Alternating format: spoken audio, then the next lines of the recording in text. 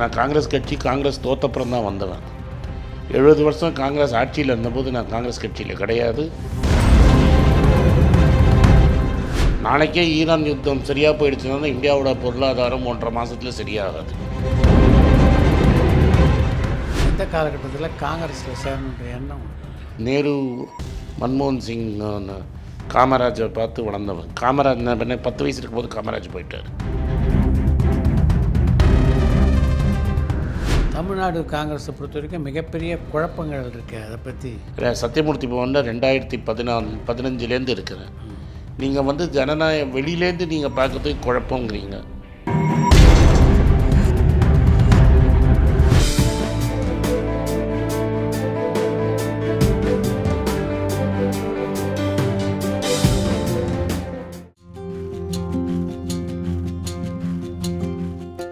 Chai with Chitra. Social Talk.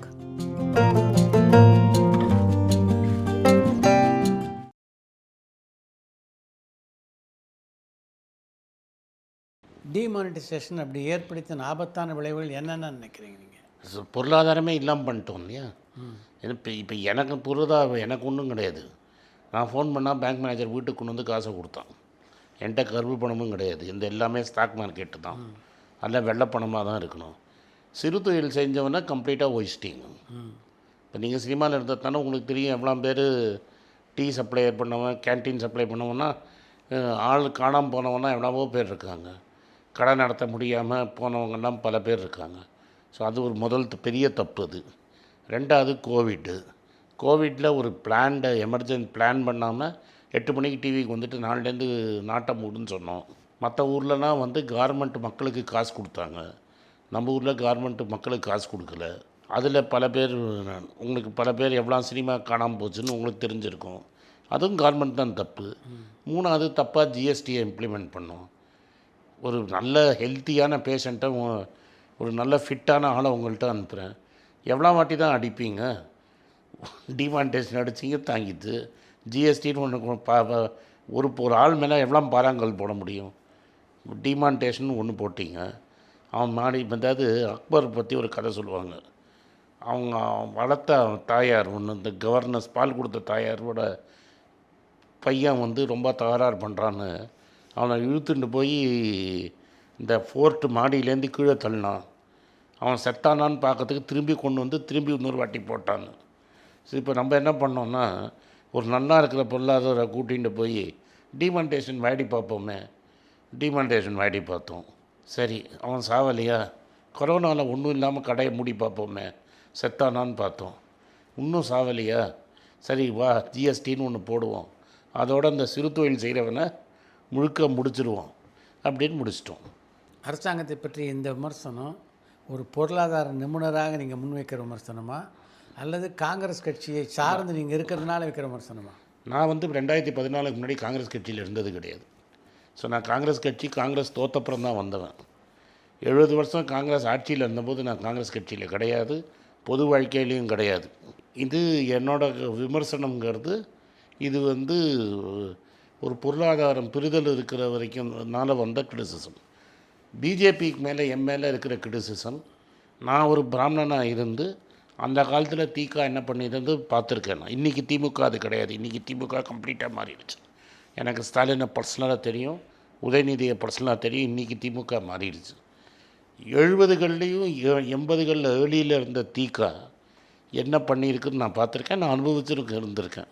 இன்றைக்கி அந்த திமுக கிடையாது, அந்த திக கிடையாது. அப்போ என்ன மற்றவர்கள் பண்ணுறத நான் இன்னொருத்தனுக்கு பண்ணக்கூடாது. நான் அப்போ ரிசீவிங் எண்டில் இருந்தோம் நாங்கள்லாம். அப்போ நம்மளாம் நீங்களும் ரிசீவிங் எண்டில் இருந்திருப்பேன், உங்களுக்கும் நீங்களும் ரிசீவிங் எண்டில் இருந்திருக்கேன். எவ்வளோ தூரம் பயந்தோன்னா, நம்ம ஹிந்தியும் சம்ஸ்கிருதமும் படித்து இந்தியா மெட்ராஸில் விட்டு வெளியில் போய் செட்டில் ஆகிற மாதிரி நிறைய பேர் ரெடியாகி நிறைய பேர் வெளியும் போயிட்டாங்க. அப்போ ரிசீவிங்கில் இருந்தவன் இன்றைக்கி நான் இஸ்லாமியரை அடிப்பேன், நான் கிறிஸ்தவரை அடிப்பேங்கிறது தவறு. அதுதான் எனக்கு பிஜேபிக்கும் எனக்கும் இருக்கிற கருத்து வேறுபாடு. என்னது, எல்லா மனுஷனும் ஒன்று, எல்லா ஜாதியும் ஒன்று. நான் பிராமணனாக பிறந்ததுனால நான் மற்றவனுக்கு மேலே ஒரு கொம்பு எனக்கு 1 இன்ச்சு ஜாஸ்தி முளைத்துருச்சுன்னா இல்லை.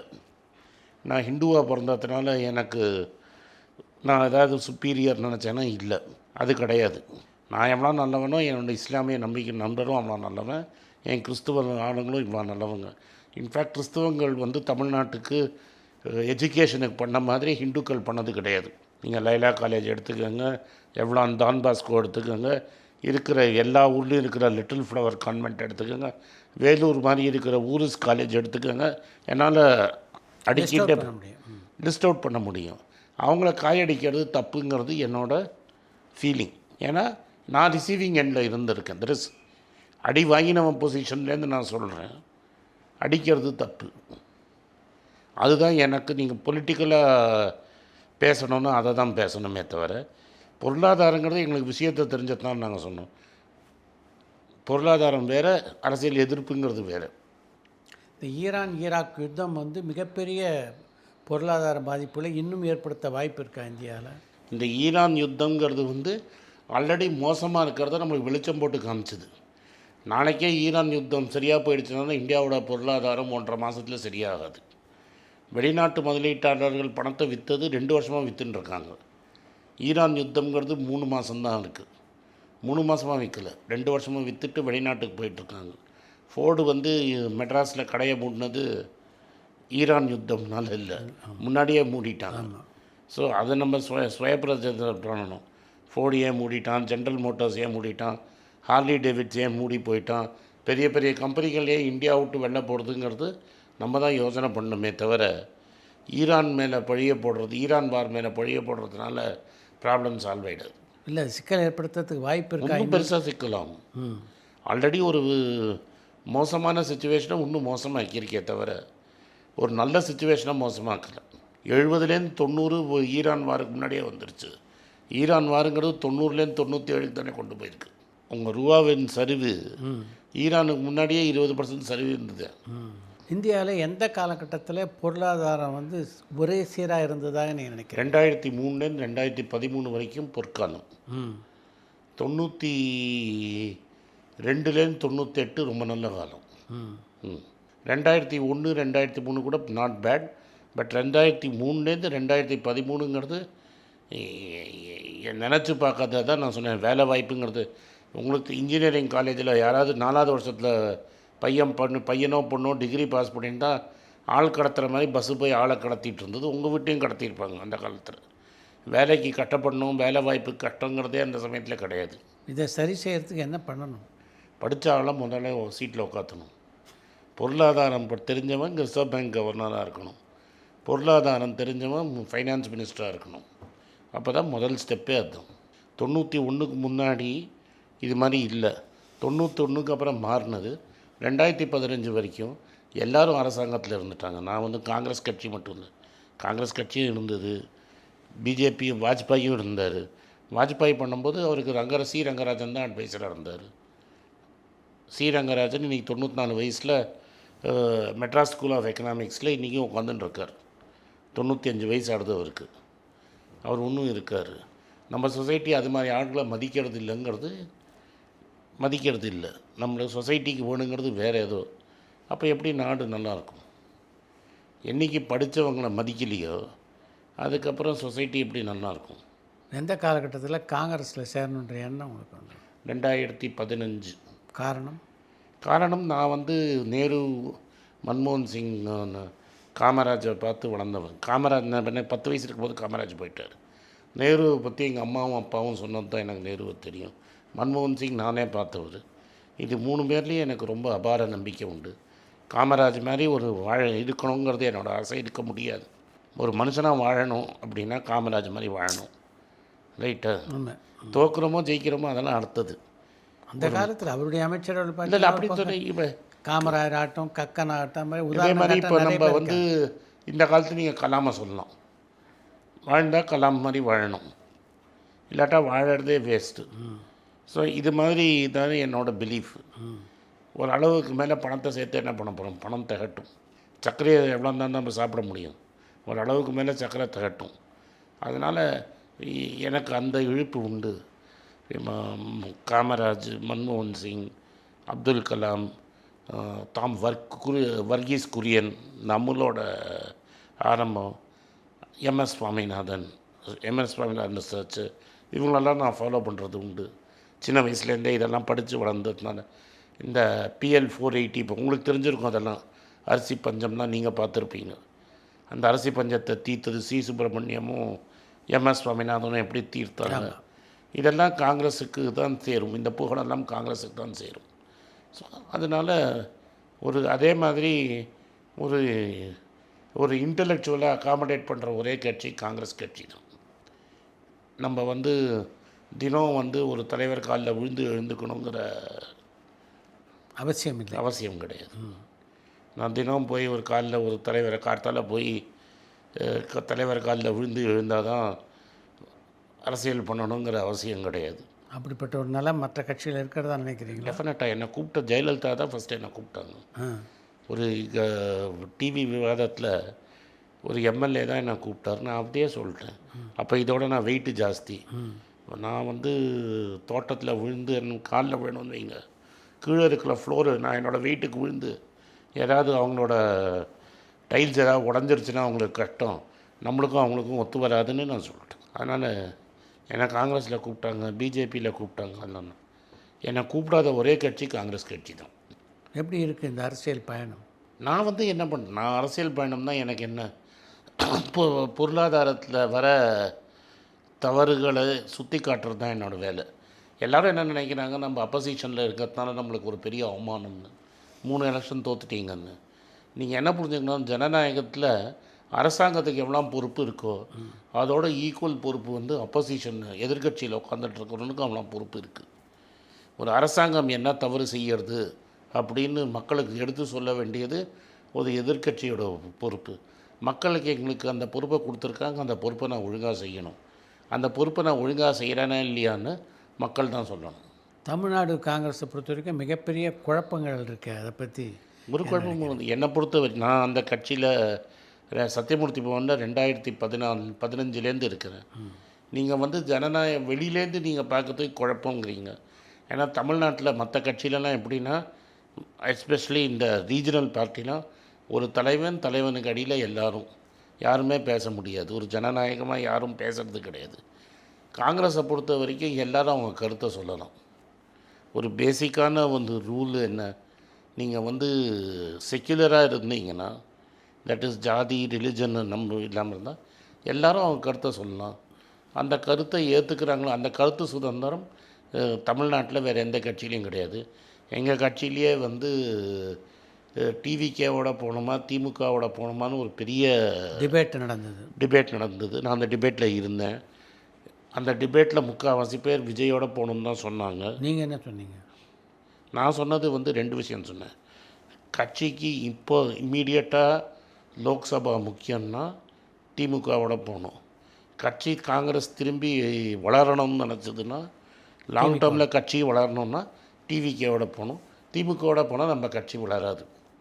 உங்களுக்கு சீட்டு வரும், ஆனால் கட்சி வளராது. கட்சி வளரணும்னா தவேகாவோட தான் போகணும். ஏன்னா அரசியலுங்கிறது மாறிடுச்சு. நீங்கள் டிவிகேவோட தான். ஆனால் என்ன பொறுப்பு அப்படி எடுத்த பிறகு கூட எல்லோரும் பேசினோம். டெல்லிக்கு ஒரு 42 பேர் டெல்லிக்கு போனாங்க. எல்லோரும் 42 பேரையும் கருத்து கேட்டாங்க. அந்த கருத்துக்கு அப்புறம் ஒரு முடிவு எடுத்தாங்க. அந்த முடிவை நாங்கள் ஏற்றுன்னு தான் போனோம். இல்லை எந்த கட்சியிலையும் இது மாதிரி பண்ண முடியும்.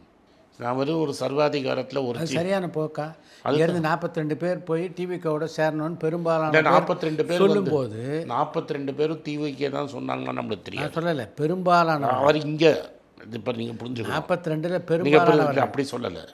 76 பேரில் டிஸ்ட்ரிக்ட் பிரசிடெண்ட்டு எவனும் எலெக்ட் ஆகாதவன், ஒரு டிஸ்ட்ரிக்ட்டுக்கு பிரசிடெண்ட்டாக இருக்கிறவன். அந்த 42 பேர் போனவன் MP MLA வேறு எலெக்டடு. அவன் தான் தேர்தலை சந்திக்க போகிறான். நாங்கள் தேர்தலில் வேலை செய்ய போகிறவங்க. நல்லா புரிஞ்சுக்கிட்டிங்களா? தேர்தலில் சந்திக்கிறதுங்கிறது சாதனை. இப்போ நான் 2014 தேர்தல் பார்க்கல. அதுக்கப்புறம் நிறைய தேர்தல் பார்த்துட்டேன். 2016 பார்த்துட்டேன், 2019 பார்த்துட்டேன், 21 பார்த்துட்டேன், 24, 26. இவ்வளோ தேர்தலில் பார்த்ததில் தேர்தலில் நிற்கிறச்ச ஒரு ஆளுக்கு டிக்கெட்டு சீட்டுன்னு கொடுத்துட்டானா அவன் தனி மனிதன். அதுக்கப்புறம் கட்சியே அவனுக்கு ஒன்றும் பண்ணாது. எந்த கட்சி நீங்கள் திமுக எடுத்துக்கோங்க, அதிமுக எடுத்துக்கோங்க, காங்கிரஸ், பிஜேபி எல்லாம் அவன்தான் இது ரிசோர்ஸஸ் ரெடி பண்ணி, அதாவது சீட்டை கொடுப்பாங்க, 5 நாள் டைம் இருக்கும். 5 நாளுக்குள்ளே ரிசோர்ஸஸை பெரட்டி கூட்டணி கட்சிகள், இப்போ தமிழ்நாட்டில் கூட்டணி கட்சியெலாம் முடியவே முடியாது. எல்லா கூட்டணி கட்சியும் பின்னாடி போய் அந்த ரிசோர்ஸஸை கரெக்டாக டிவைடு பண்ணி எல்லாத்தையும் பண்ணுறது கேண்டிடேட்டோட வேலை. அந்த 41 பேர் போனவன் கேண்டிடேட்டு. அந்த கேண்டிடேட்டில் என்ன சொன்னாங்க, எதுக்கு சொன்னான்னு நம்மளுக்கு தெரியாது. அப்போ லாஜிக் என்ன வந்ததுன்னா, டெல்லியில் என்ன லாஜிக் எங்களுக்கு சொன்னாங்கன்னா, இந்தியா கூட்டணிங்கிறது வந்து ஒரு 140 பேர் இருந்தாங்க. அதில் திமுக ஒரு பெரிய அங்கத்தில் இருந்தது. எது, டெல்லியில் எங்களுக்கு ஒரு பக்கபலம், காங்கிரஸுக்கு ஒரு பக்கபலமாக திமுக இருந்தது. அந்த 20-25 எம்எல்ஏ எம்பிகள் எங்களுக்கு தேவைப்படும். அதுதான் காரணமாக சொல்லப்பட்டது. நாங்கள் ஏற்றுக்கிட்டோம். அது சரியாக தப்பாங்கிறது வேறு விஷயம். இப்போ நீங்கள் ஒரு நிறைய சினிமாவில் பல டைரக்டரோட வேலை செஞ்சுருக்கீங்க. நீங்கள் டைரக்டருக்கு ஒரு ஐடியா கொடுக்குறீங்க. டைரக்டர் எடுத்துக்கிறாரா மாட்டாரான்னு டைரக்டரோட ஐடியா.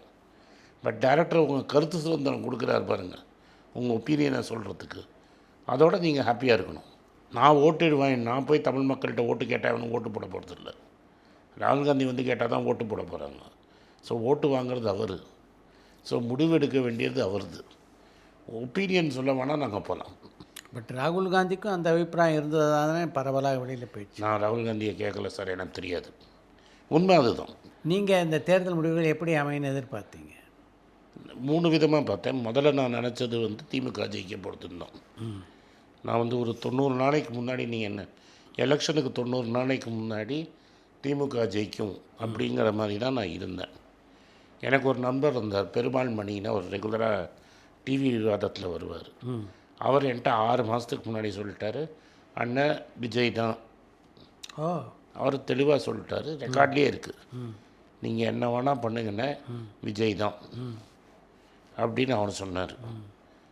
ஒரு எலெக்ஷனுக்கு ஒரு 30-40 நாள் இருக்கும்போது ஷபீர்னு எனக்கு ஒரு நண்பர் இருக்கார், நியூஸ் மினிட்டில் ஆசிரியராக இருக்கார். அதுக்கு முன்னாடி டைம்ஸ் நவுல வேலை பண்ணார். ஷபீர் அகமது எனக்கு ரொம்ப க்ளோஸ் ஃப்ரெண்டு. ஷபீர் அகமது என்கிட்ட சொன்னது, டிவிக்கே ஜெயிக்க போகிறது சார், லேண்ட்ஸ்லைடுன்னு சொன்னார். இதுக்கு நடுவில் என் ஒய்ஃப் வந்து மாயாவரம் சேர்ந்தவங்க. என் ஒய்ஃபோட ஃப்ரெண்டு வந்து கார்மெண்ட் ஸ்கூல் டீச்சராக இருக்காங்க. இந்த கார்மெண்ட் ஸ்கூல் டீச்சர் வந்து எப்போதுமே திமுக, இந்த 70கள்லேருந்து திமுகவோட ஓட்டு பேங்க். ஏன்னா அந்த பேப்பர் ஓட்டெல்லாம் சரி பார்க்கறதுக்காக கலைஞர் எப்போதும் அவங்கள அப்பாயிண்ட் பண்ணுறதுலேருந்தே கேர்ஃபுல்லாக இருப்பார். ஸோ அது வந்து அவங்களோட ரியல் ஸ்ட்ராங் ஹோல்டு. இது ஸ்கூல் டீச்சர் ஓட்டு பேஸுங்கிறது திமுகவோட பேஸ். ஸோ என் ஒய்ஃபோட கிளாஸ்மேட்டு 2 பேர் ஸ்கூல் டீச்சராக இருக்காங்க. வாடி போடின்னு தான் பேசிப்பாங்க. அவன் கூப்பிட்டு என் ஒய்ஃப்ட்ட என்ன சொன்னாங்கன்னா, இந்த ஒரு வாட்டி மாற்றி போடுவோமேடி, இவங்களே எல்லோரும் இருந்து ரொம்ப சாப்பிட்டாங்க, அவன் தான் சாப்பிட்டு போட்டுமே அப்படின்னாங்க. அப்போ என் ஒய்ஃப் சொன்னாங்க 60 சீட்டு நிச்சயம்தான். நான் அப்போ நம்பலை. ஆனால் எனக்கு ஒரு பொறி தட்டிது, கார்மெண்ட்டோட ஊழியர்கள் திமுகவோட ஓட்டு பங்கின்னு எனக்கு தெரியும். அவங்களே கட்சி மாறுறாங்கன்னா மாறுதல் இருக்குதுன்னு நினச்சேன். என் ஒய்ஃபு 60ன்னு சொல்லிட்டாங்க அன்றைக்கி. இன்ஃபேக்ட் பந்தயம் வச்சு நான் தோற்றேன் என் ஒய்ஃப்ட்ட. அதை ஒத்துக்கிறதுல தப்பே கிடையாது. 60ன்னு என் ஒய்ஃபு சொல்லிட்டாங்க. இந்த கேண்டிடேட்லாம் அனௌன்ஸ் பண்ணும்போது நான் எல்லார்ட்டையும் சொன்னது, மயிலாப்பூர், மாம்பலம், தாம்பரம், வில்லிவாக்கம், அதுக்கப்புறம் இன்னொன்று விருகம்பாக்கம், 5-6 தொகுதி நான் சொன்னேன். இந்த 6 தொகுதி திமுக தோற்றுரும் அப்படிங்கிறது நான் திமுக காரங்கள்ட்டே சொன்னேன். மயிலாப்பூர் கேண்டிடேட் தப்பு, தமிழிசை 3வது இடத்துக்கு போவாங்கன்னு கூட நான் சொன்னேன். அண்ணா நகர்லேயும் அவங்க பண்ணது தப்பு. இங்கே இப்போ நம்ம உட்காந்துட்டுருக்க மாம்பழம் போயிடும். அப்போ என்ன சொன்னாங்க, இது ஹிஸ்ட்ரியிலே நடந்தது கிடையாது, ஜெயலலிதா கூட அப்படி ஜெயிச்சதில்லைன்னு. எனக்கு அப்போ இந்த கேண்டிடேட் பார்த்ததில் 6லேருந்து 8 சீட்டு சிட்டியில் தோற்றுருன்னு கேண்டிடேட் லிஸ்ட்டு பார்த்தப்பறம் எனக்கு ரியல் ஷாக் எப்படின்னா, எலெக்ஷனோட கடைசி கேம்பெயின் 3 நாளைக்கு நான் போகிறச்ச திருச்சியிலேருந்து கும்பகோணம் வரைக்கும் நான் கேம்பெயின் பண்ணின்னு போனேன். அப்போது வந்து எனக்கு இது வந்து ஒரு ப்ராப்ளமாக இருக்கும்னு எனக்கு ஒரு நம்பர் இருக்கார், தமிழ் கேள்வி செந்தில்னு. அவரை கூப்பிட்டு நான் கேட்டேன், என்னப்பா ஏதோ மாதிரி இருக்குது, வந்துடுவீங்களான்னு கேட்டேன். அதெல்லாம் இல்லை, சும்மா பயமுறுத்தாத, களம் ரொம்ப ஸ்ட்ராங்காக இருக்குன்னாரு. 10-15 நிமிஷத்தில் பொட்டியை என்ன ஆரம்பிச்சோன்னா 15 நிமிஷத்தில் தெரிஞ்சிருச்சு, கதை கந்தல் ஆயிடுச்சு. ராஜாஜி எலெக்ஷன் ஜெயிக்கல. ராஜாஜி மைனாரிட்டி கவர்மெண்ட், கம்யூனிஸ்ட் ரொம்ப நிறைய ஓட்டு வாங்கிட்டாங்க. ஒரு காம்ப்ரமைஸ் கேண்டிடேட்டாக தான் ராஜாஜியை கூப்பிட்டு வந்தாங்க. ரியலாக எலெக்ஷன் ஜெயிச்சது காமராஜ். அண்ணாக்கு அப்புறம் ஒரு கன்ஃபியூஷன் இருந்தது. எம்ஜிஆர் ஒரு பெரிய லீடராக வந்தார். மக்கள் வந்து சீஃப் மினிஸ்டருக்கு தான் ஓட்டு போடுறாங்களே தவிர. தேர்தல் பிரச்சாரங்களில் விஜய் சொன்னது தான் பலிச்சிருந்தீங்க. அதாவது திமுகவா தாவேக்காவா 2 தான் போட்டி. விஜயா ஸ்டாலினா, இந்த பாருங்க, நம்ம என்ன வேணால் சொல்லலாம். விஜயா ஸ்டாலினா, அதில் விஜய் வெற்றி பெற்றார். அதில் எனக்கு திமுககாரங்களுக்கு உங்களுக்கு பதில் சொல்ல, அப்போ திமுக எங்கள் உழைப்புங்கிறீங்க. 10 சீட்டு எல்லாத்தையும் விட்டுட்டு காங்கிரஸ்காரன் ஜெயிக்கணும் அப்படின்னு அந்த ஒரு சீட்டுக்காக நீங்கள் வந்து உழைச்சிங்களா? நீங்கள் சொல்கிறது நான் எப்போ அரசியல் தப்புன்னா, திமுகட்ட 110 சீட்டு இருக்குது, என்னோட 5 சீட்டு தேவைப்படும் போது நான் அவனை குத்தினா முதுகில் குத்துறது.